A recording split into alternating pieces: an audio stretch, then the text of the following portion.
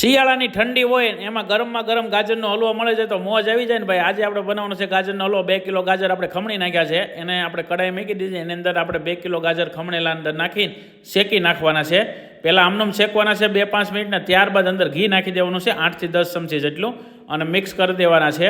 અને સરસ મિક્સ થઈ જાય ને એટલે આપણે 1 લીટર દૂધ નાખવાનું છે. આની અંદર 2 લીટર દૂધ નાખવાનું છે, પણ અત્યારે આપણે 1 જ નાખ્યું છે કેમ કે આપણે માવો નાખવાનો છે ને, એટલે દૂધ બળી ગયું છે અડધું, એટલે અંદર આપણે 250 ગ્રામ ખાંડ નાખી દઈએ. તમારે ગળપણ રાખતા હોય ને વધારે તો તમે નાખી શકો છો. થોડુંક એલચીના દાણા નાખી દેવાના, ત્યારબાદ આપણે માવો નાખી દેવાનો છે 150 ગ્રામ.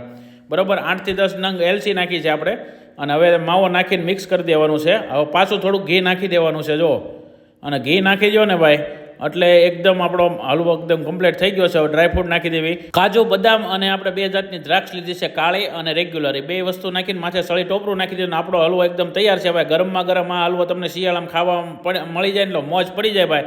આ રેસીપી તમને કેમ લાગી ભાઈ? મેં તો ટેસ્ટ કરવા માટે લઈ લીધો છે, અને ભાઈ લાજવાબ ટેસ્ટ છે. તમે પણ તમારા ઘરે આ રેસીપી બનાવવાનું, જો રેસીપી સારી રાખીને વધુમાં વધુ શેર કરજો. ફરી મળશું નવા વિડીયો સાથે, નવી રેસીપી સાથે.